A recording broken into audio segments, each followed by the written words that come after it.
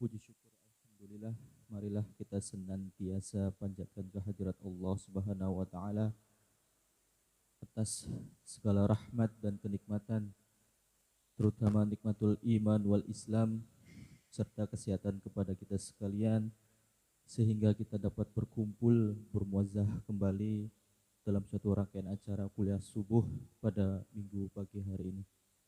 Salawat ma'asalam Allahumma salli ala Sayyidina Muhammad wa ala ali Sayyidina Muhammad. Seraya juga kita patut syukuri karena merupakan anugerah terbesar Allah Subhanahu wa taala, yaitu Kanjeng Nabi Muhammad sallallahu alaihi wasallam beserta keluarganya, para sahabatnya, dan mudah-mudahan mencakup kita sekalian selaku umatnya sampai akhir zaman. Amin ya rabbal alamin. Langsung saja kepada yang terhormat Al-Mukarram Ustadz Syahrudin Tagalung dan yang kami hormati Ketua DKM Masjid Nurul Hidayah beserta jajarannya, dan para jamaah, Bapak Ibu sekalian yang saya hormati. Marilah kita awali atau kita buka acara pada kuliah subuh hari ini dengan bersama-sama membaca Ummul Kitab ala hadhihi niyah wa ala kulli niyatin shalihah fi barakatis suratul Fatihah. Al-Fatihah.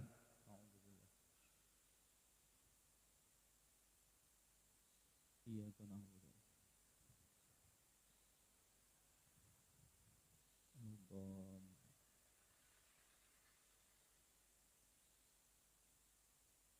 Melanjut ke acara selanjutnya, yaitu langsung saja marilah kita mendengarkan tausiah atau mau'idul hasanah yang akan disampaikan oleh yang terhormat Mukarram Ustadz Syahrudin.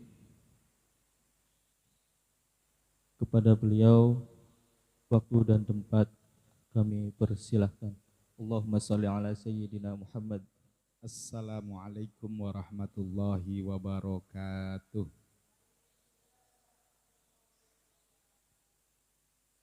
Alhamdulillahi rabbil alamin. Wala udwana illa ala zalimin. La hawla wala quwwata illa billahil aliyyil azim. Allahumma salli ala Sayyidina Muhammadin wa ala ali Sayyidina Muhammad. Qala Allah Ta'ala fi kitabihil karim. A'udzu billahi minasyaitonir rajim. Bismillahirrahmanirrahim. Wa idh qala rabbuka lil malaikati inni ja'ilun fil ardi khalifah. Qalu ataj'alu fiha may yufsidu fiha wa yasfikud dima wa nahnu nusabbihu bihamdika wa nuqaddisu lak. Qala inni a'lamu ma la ta'lamun. Wa qala aidan rabbi shrah li sadri wa yassir li amri wahlul 'uqdatam min lisani yafqahu qawli. Ya fattahu ya alim, ya fattahu ya alim, ya fattahu ya alim, iftah lana futuhal arifin. Puja dan puji syukur kami haturkan kepada Allah Subhanahu wa taala yang alhamdulillah di kesempatan pagi yang bahagia ini kita semua bisa berkumpul di Masjid Nurul Hidayah, Pak ya. Yang alhamdulillah semoga Allah muliakan. Kemudian salawat dan salam tak lupa kita sanjungkan kepada junjungan kita Nabi besar Muhammad sallallahu alaihi wasallam yang selalu kita harapkan syafaatnya ila yaumil qiyamah. Para jamaah semua yang dimuliakan oleh Allah, hari ini adalah hari yang istimewa di mana ada sebuah keterangan yang mengatakan bahwasanya pada hari ini nanti ada gerhana matahari, Pak ya. Nggih, wonten gerhana matahari kalau tidak salah untuk wilayah di Indramayu itu BMKG-nya itu mengatakan pukul 4.15 puncaknya seperti itu. Jadi dan sangat istimewa sekali pada hari ini. Ternyata banyak fenomena-fenomena, banyak kejadian-kejadian yang akhir-akhir ini kita lewati. Semoga semuanya ini menambah keimanan dan keislaman kita, sehingga kalau imannya bertambah, Islamnya itu menjadi Islam yang kafah, maka akan menjadi ihsan. Yang seperti apakah ihsan itu? Yang akhlakul karimah, imannya, Islamnya diaplikasikan dalam kehidupannya. Para jamaah semua yang dimuliakan oleh Allah, saya ingin membuka kembali. Di sini ada lempitan kitab yang saya bawa ini, kitab Akhlakun Nisa ini, karena waktu ngaji dulu baru halaman 18 ini tentang wanita ini, Bu. Gitu ya. Jadi ngaji ini tentang wanita, saya lanjutkan. Dulu udah sampai halaman 18. Karena beda tempat nanti beda juga ini yang kita kaji ini. Bismillahirrahmanirrahim. Ruwiya an Abdurrahman bin Auf radhiyallahu anhu qala alaihi salatu wassalam. Diriwayatkan dari Abdurrahman bin Auf radhiyallahu anhu qala, sesungguhnya Rasulullah sallallahu alaihi wasallam berkata, Al-mar'atus sholihatu khairu min alfi rajulin. Al-mar'atus sholihatu utawi wadon kang bagus iku khairun luwih bagus min alfi rajulin tinimbang saking 1000 wong lanang ghairi sholihin kang ora bagus kelakuane. Jadi satu wanita yang solehah itu lebih bagus daripada 1000 laki-laki yang tidak soleh. Jadi hebatnya wanita di seperti itu. Satu wanita yang solehah itu mengalahkan 1000 laki-laki yang otot kawat balung besi. Kalah semua dengan siapa? Dengan wanita yang solehah ini. Kenapa saya angkat ini? Karena jarang sekali orang mengangkat tentang peranan-peranan wanita itu tadi. Kita agama Islam itu tidak menafikan tentang istilahnya emansipasi wanita. Dalam agama pun wanita itu betul-betul posisinya diposisikan yang baik. Dan ini sebagai bukti kata Rasulullah, al-mar'atu sholihah khairun min alfi rajulin ghairi sholihin. Jadi wanita yang solehah itu lebih baik daripada 1000 laki-laki yang tidak soleh. Jadi ibu, para remaja wanita ini mengambil peranan penting dalam kehidupan manusia. Akan tetapi kadang godaan orang wanita yang solehah atau laki-laki yang soleh itu godaannya adalah terdapat di dalam keikhlasannya. Ya, dari wanita yang soleh, dari istri yang solehah, umbah-umbah bari ngeglendeng bae, pegel kabeh awake. Masake ngeglendeng, anune ngeglendeng. Yang laki-lakinya pun sama. Kita capek-capek rabi kita orang ngerti-ngerti acan nih kita. Ya. Tidak mau memahami saya dan lain sebagainya. Padahal menurut Imam Al-Ghazali mengatakan bahwasanya ruhul amal al-ikhlas. Ruh daripada amal itu ikhlas. Kalau kita melakukan sesuatu dengan ikhlas, maka itu amalnya itu ada ruhnya. Artinya apa? Ketika kita melakukan segala sesuatu tanpa didasari oleh ikhlas, itu seperti mayat yang mati.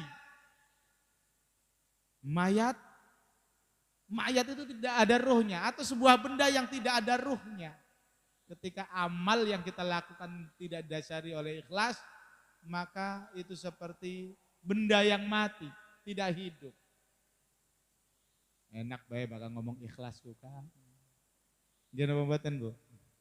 Gampang, enteng diucapkan tapi berat dilaksanakannya. Kita sering ngomong ikhlas, kangelan. Tapi ikhlas itu harus kita pelajari. Kembali bahwasanya ikhlas itu menurut Imamul Ghazali itu dibagi menjadi beberapa tingkatan ikhlas itu. Ikhlas yang pertama namanya ikhlas mubtadiin, ikhlas awal-awal.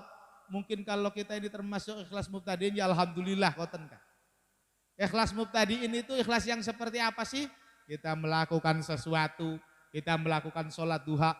Moga-moga sholat duha kian gawe lancar rizkine. Itu masuknya ikhlas mubtadiin. Jadi ibadah tapi masih ngarepaken ganjaran. Kita sedekah di masjid, ya Allah moga-moga ini adalah menjadi ladang baik kita. Mengharapkan sebuah ganjaran dari Allah. Itu ikhlas, sudah ikhlas, masuk ranah ikhlas. Tapi ikhlasnya mubtadiin, ikhlas kawitan-kawitan awal-awal. Belajar ikhlas seperti itu. Usah kita pikirkan, wis lamun umpamanya jemaah kita sih mau riya, nanti tidak ikhlas-ikhlas kalau begitu tuh. Wis pokoknya sih bagian harapan riya, harapan apa? Yang penting kita berbuat, bersedekah, nanti ikhlas itu akan mengikutinya. Dan menurut Imamul Ghazali lagi mengatakan, aku ini tidak menemukan Tuhan di dalam sujudku. Beli ketemu karo Gusti Allah dalam sujud itu tidak ketemu. Sholat pun aku tidak menemukan Tuhan dalam sholatku. Aku tidak menemukan tahajud dalam sholatku. Bisa kayak mengkonon. Aku bisa menemukan Tuhanku karena rasa kedermawananku. Ketika orang itu ahli ibadah tapi orang dermawan, berarti dia tidak bertemu dengan Allah.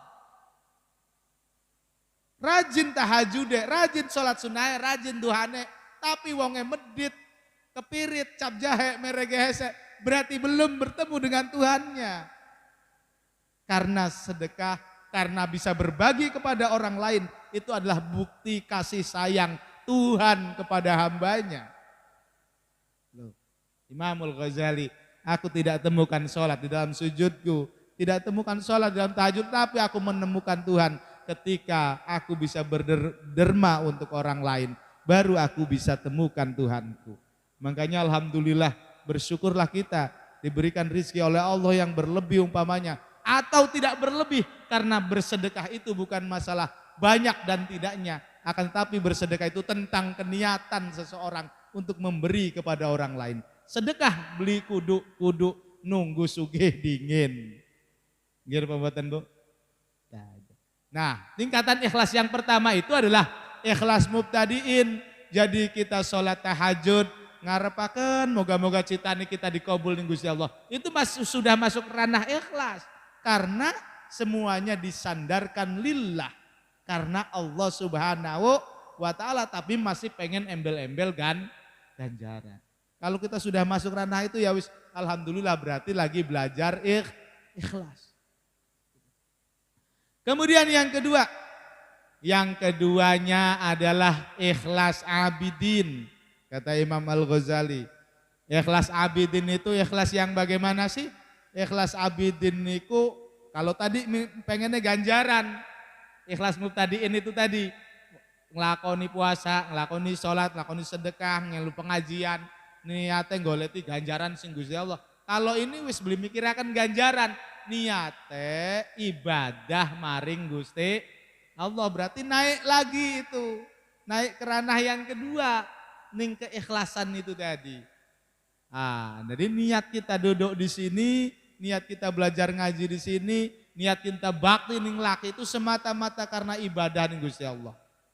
Karena Allah berfirman, wa ma khalaqtul jinna wal insa illa liya'budun.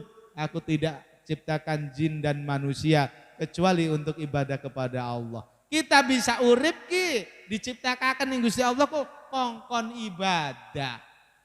Jadi kadang banyak orang yang berpikiran begini, kita ini sholat karena Gusti Allah butuh yang sholat kita. Beli butuh Allah itu dengan sholatnya kita. Kita yang butuh kepada Allah Subhanahu wa ta'ala.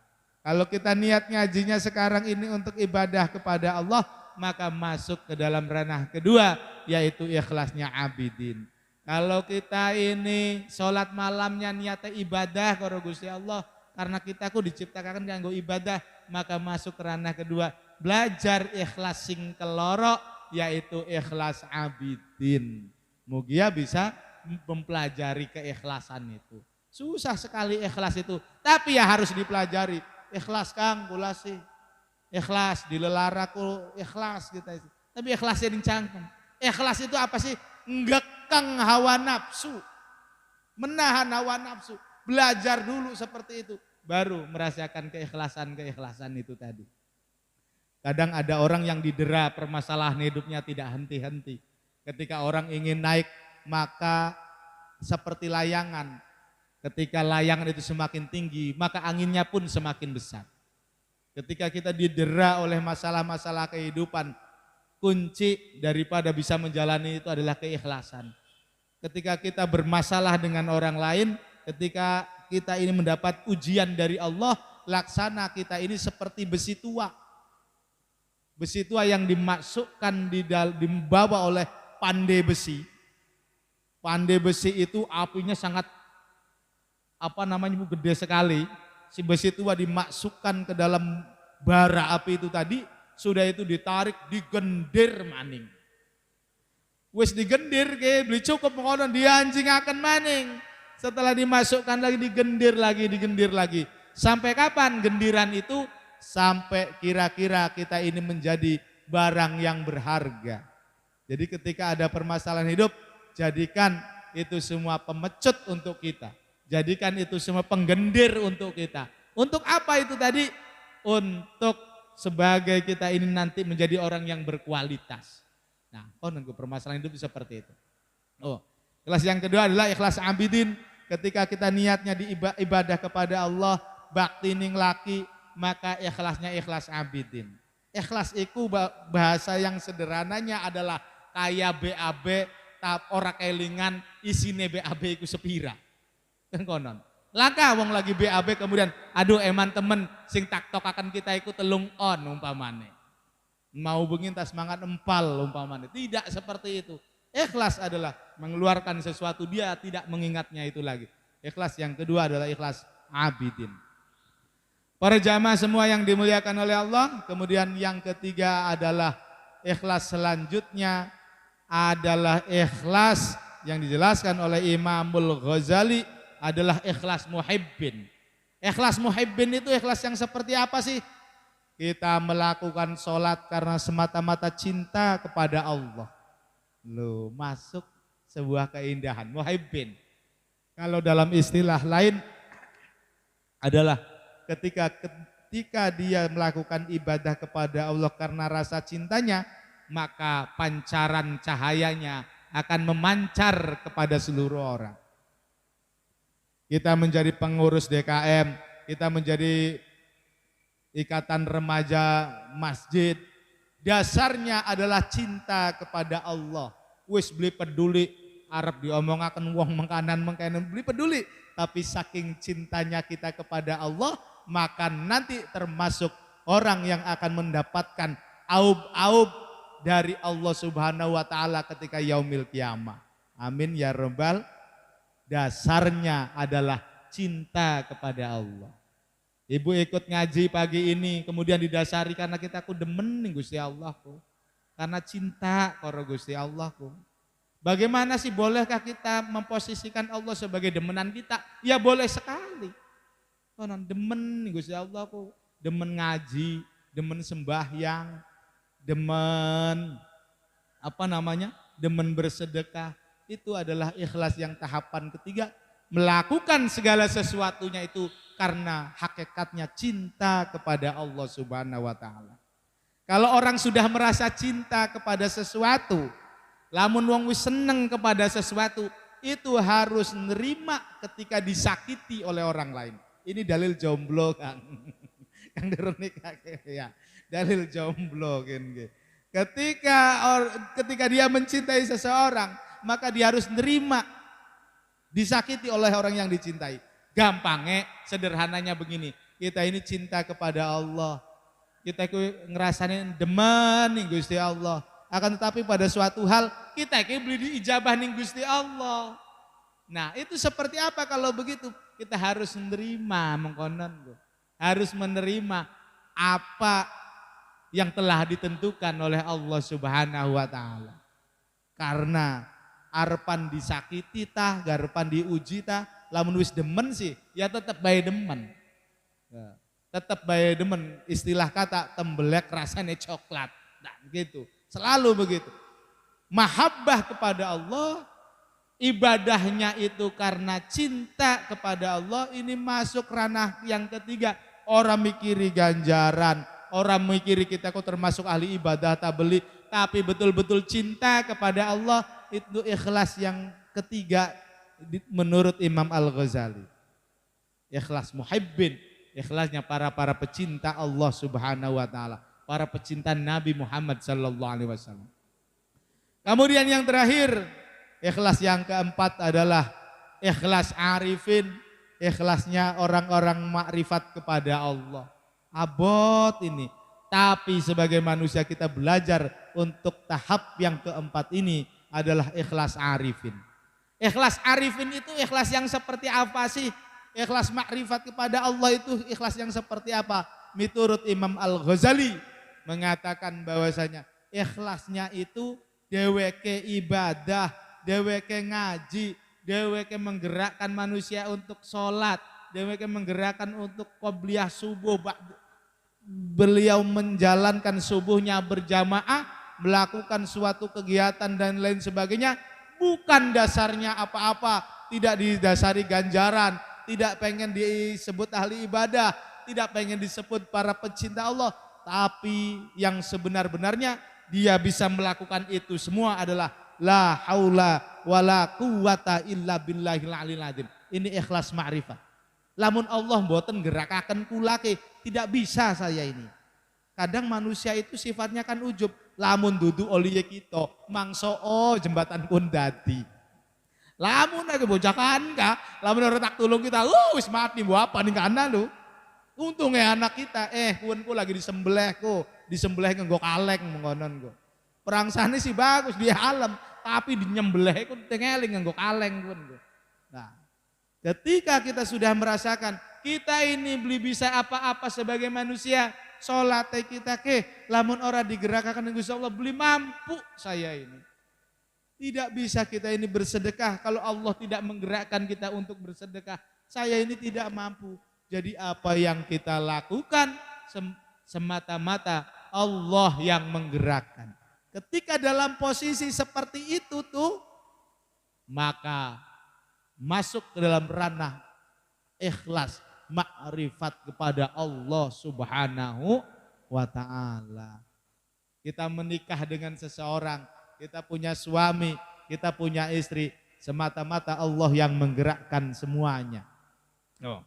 Jadi tahapan ikhlas menurut Imam Al-Ghazali, yang pertama mubtadiin, yang kedua adalah abidin, niatnya ikhlasnya itu karena ibadah kepada Allah. Kemudian yang ketiganya adalah ikhlas muhibbin, melakukan segala sesuatu karena kecintaan kepada Allah. Yang terakhir adalah ikhlas makrifat, ikhlas arifin, yaitu ikhlasnya orang-orang yang makrifat kepada Allah. Kalau dia di alam ning wong lain karena ibadahnya, apa jawabannya? Duduk itu.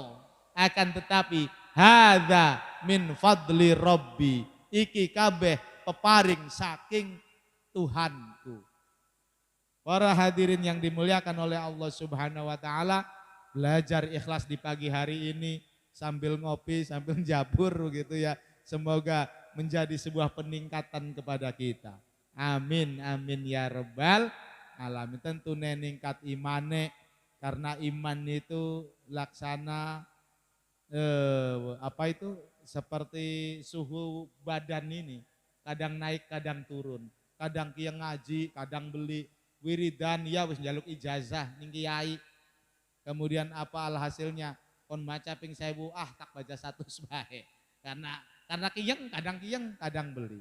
Dan saya juga merasa berduka atas kehilangan beliau, Kiai Haji Anwar Fatoni. Monggo pagi hari ini kita bacakan Fatihah untuk beliau, semoga amal ibadahnya diterima oleh Allah Subhanahu wa taala dan keluarga yang ditinggalkan diberikan ketabahan.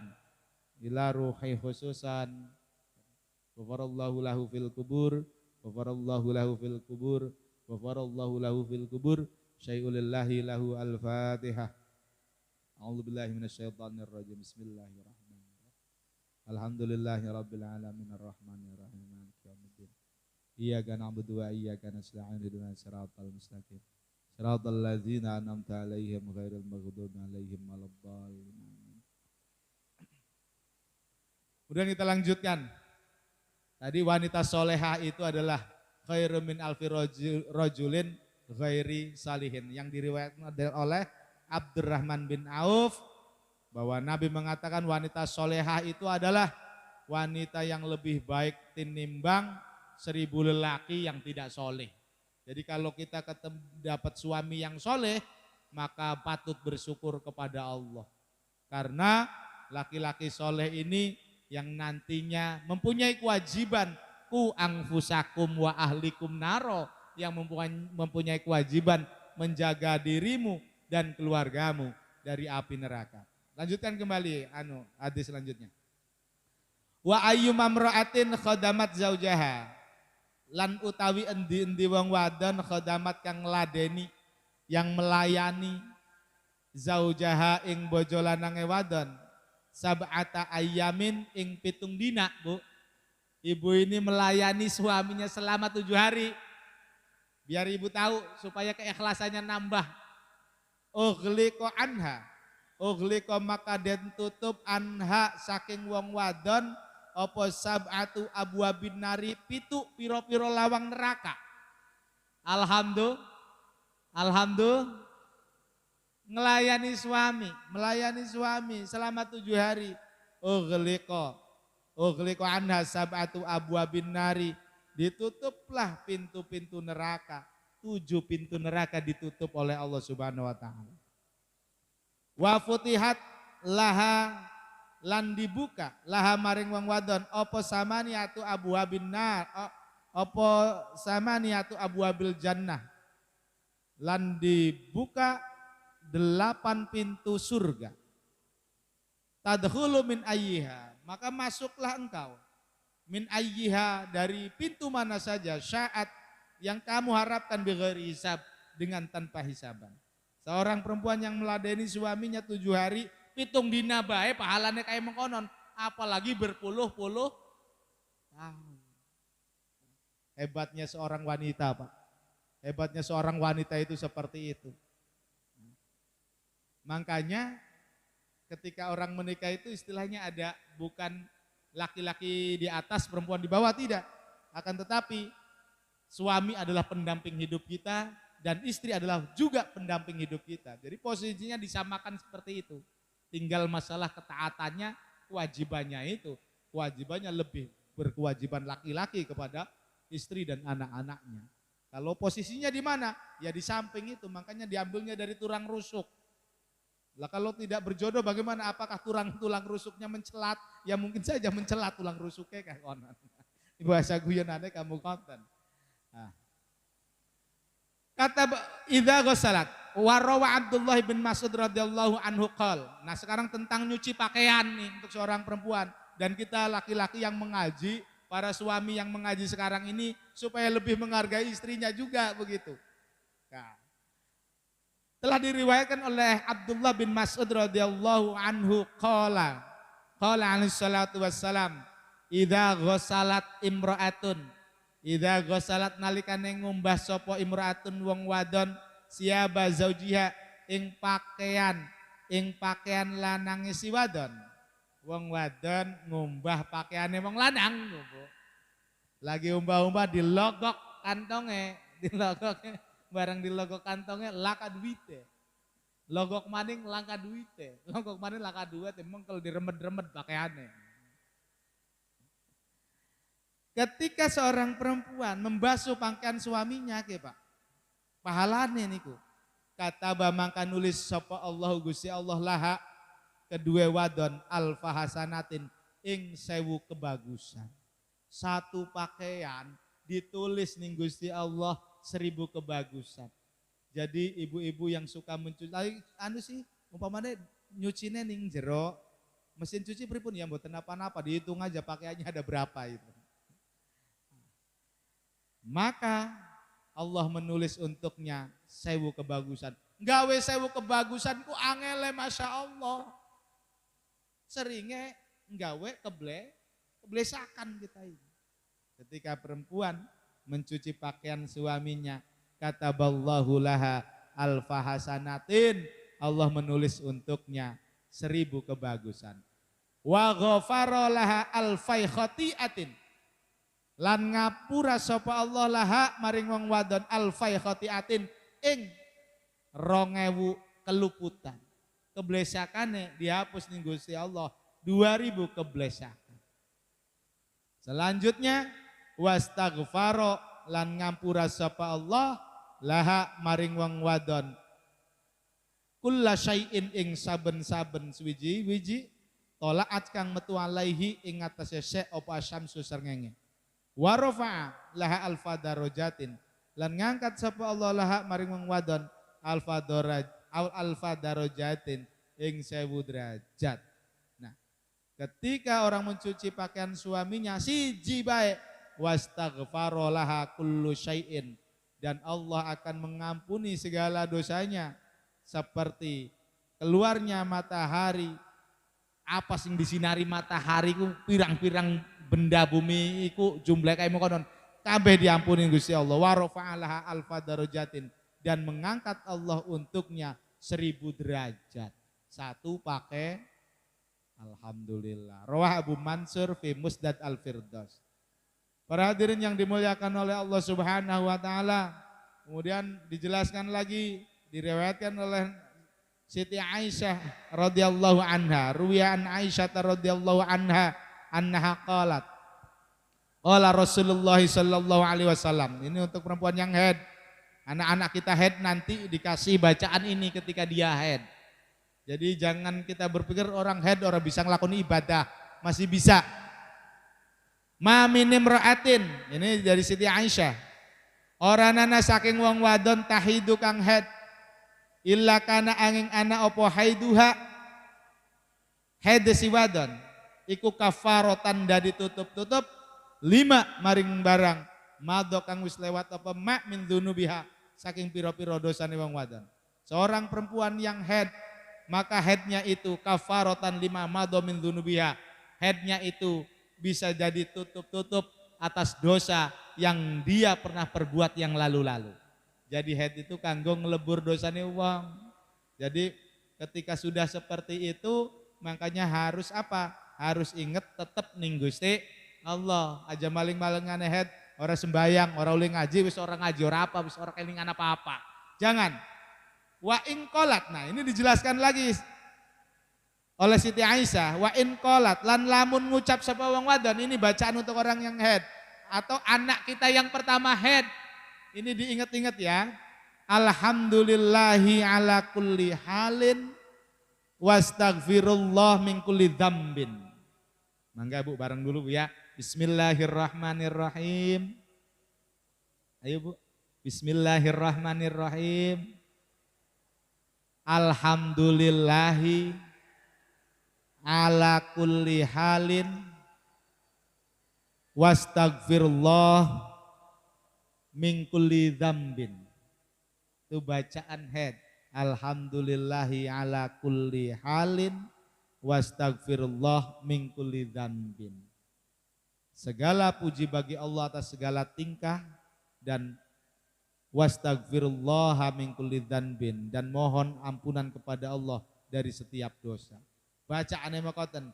Kataba maka nulis sapa Allah Gusti Allah laha untuk orang perempuan yang berdoa alhamdulillahi ala kulli hal astagfirullah min kulli dzambin bara'atan minan nar, dibebaskan dari api neraka. Doa aku mau bakal lagi headku. Doaan ini ku alhamdulillahi ala kulli halin wastagfirullah min kulli dzambin. Anak pertama yang sedang head dikasih ini nak bacaan kamu head pertama ini baca olehnya. Wa jawazan alas sirat dan gampang melewati siratal mustaqim. Wa amanan minal adab ketika membaca doa itu tadi dan menyelamatkan minal adabi saking sisaan. Wa rafa'allahu ta'ala lan ngangkat sapa Allah ta'ala laha maring wong wadon bikulli yaumin kelawan saben-saben dina walailatin lan saben-saben bengi darajata arba'ina syahidan ing derajate wong 40 kang mati syahid.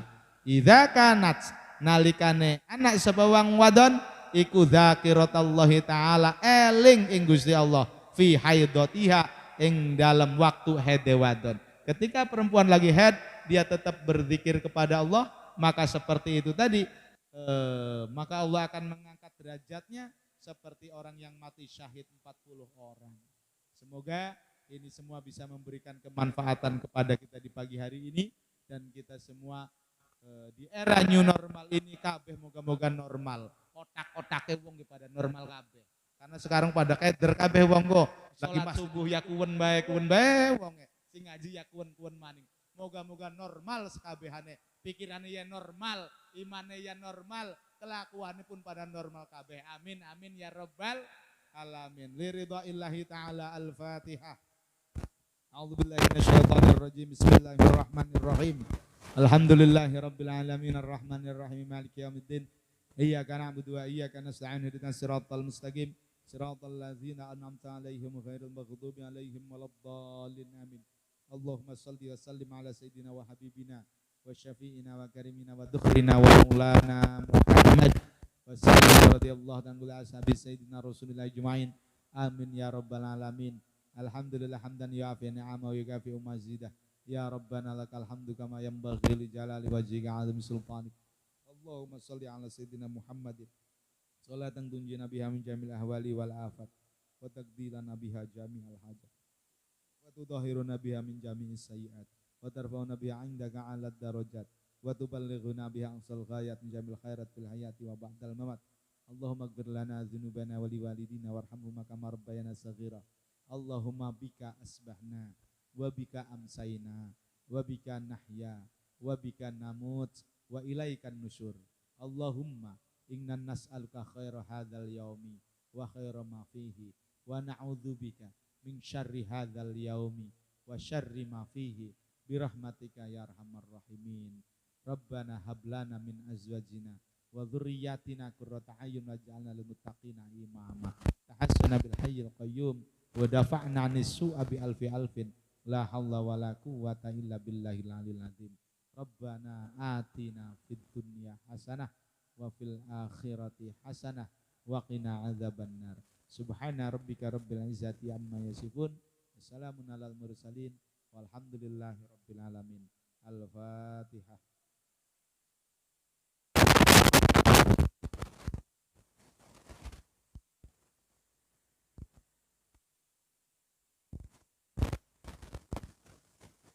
Dari awal sampai akhir nyuwun agungnya samudra pangapunten para sepuh para yai.